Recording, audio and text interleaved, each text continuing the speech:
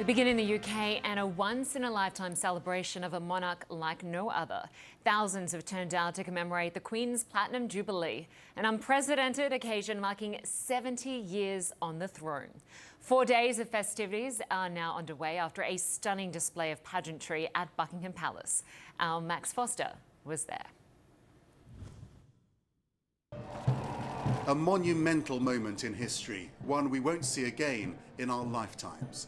Queen Elizabeth II marks 70 years of service and just a couple of years away from being the longest reigning monarch in world history. To the awe and joy of thousands of her supporters who came from all corners of the globe to witness this once-in-a-lifetime event. I just love the Queen. She served so selflessly for the last 70 years, dedicated her life to the country. I'm so grateful to her for that and so proud of her, so just wanted to come over and say thank you, really. So this is me just saying thank you to her for her service. I think it's a once-in-a-generation type of event, and to be able to be here is just amazing. And I can tell you, the appetite back in the U.S. for not only this celebration, but the royal family is through the roof. A special Trooping of the Colour military ceremony kicking off the 4-day-long celebration.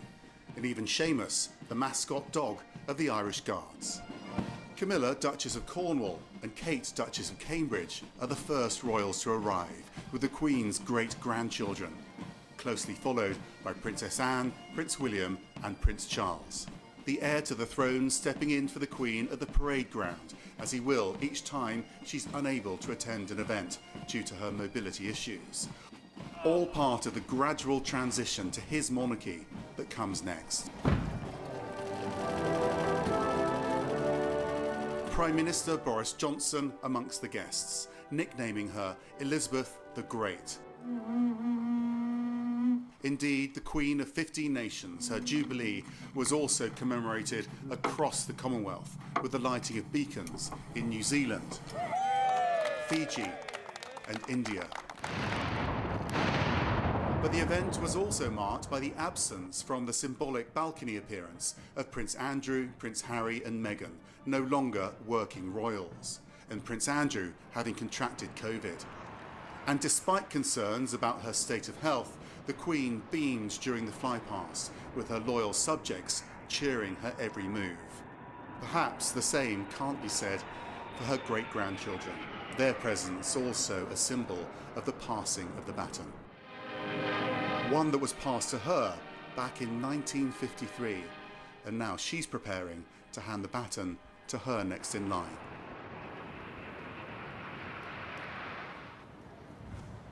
Well, Max Foster joins us now from Buckingham Palace, where he's joined by Emily Nash, the royal editor for Hello magazine. Good to have you both with us on this day of celebration. I want to start with you first, Max. The Queen certainly seemed to be in her element after cancelling so many engagements in recent months, and we've spoken about those recently. She certainly looked like a picture of good health today, beaming from the balcony. Yeah, and she's really prepared for this. She took a break in Scotland. She's cancelled a few events to make it all manageable. She's aware the public needs to see her. Her whole strategy throughout her reign is to be seen to be believed. It's one of her mottos. And, for her to see the crowds that came out today and the response is really important, because she knows she's doing something right. This sort of thing only happens every 10 years. So you can see why she was so thrilled. Also, lots of intricacies behind the scenes. They probably didn't want Andrew and Harry on the balcony and all of the optics that came with that. They managed it very cleverly. They haven't upset anyone. The Sussexes are still here. And also, we didn't really know if we were going to get here with the pandemic and with the Queen's health. So all in all, with it all going so well, it's been a triumph, really. It certainly looks that way. And to you, Emily, certainly a big day for the Queen's grandchildren. We saw some beautiful vision of the grandkids in the car on the way to the palace. I want to play some of that vision because you can see 7-year-old Princess Charlotte it's seemingly looking to put her younger brother's hand down. He was enthusiastically waving throughout that procession to the palace. And one person did comment on social media that he should pace himself. He's got a lifetime of waving ahead of him. I mean, absolutely, but you can't fault his enthusiasm. You know, he's fully invested at the age of 4, and he knows what's coming, I guess. But it was fantastic to see them, and it will have brought the Queen huge joy, you know, to have the great-grandchildren there. 4 generations of the royal family were up on that balcony earlier today, and this is about them saying, look, we're here to stay, there is continuity here, and she will be taking comfort from that, you know, in the twilight of her reign. Yeah, absolutely. And Max, as you mentioned earlier, the Queen has certainly had plenty of challenges and much disruption in her family over the years. As you mentioned, her grandson Harry leaving the royal post. But Harry and Meghan, although not officially part of the ceremony, they were there to celebrate. They're at the palace. Just explain what sort of role they'll have there in the next few days, if any. Well, they won't be on those official moments, the balcony type thing, but they will be folded into family moments. So very likely to see them tomorrow at the St. Paul's service, which is a national event, commemoration for the Queen's reign, but also seen as a family event.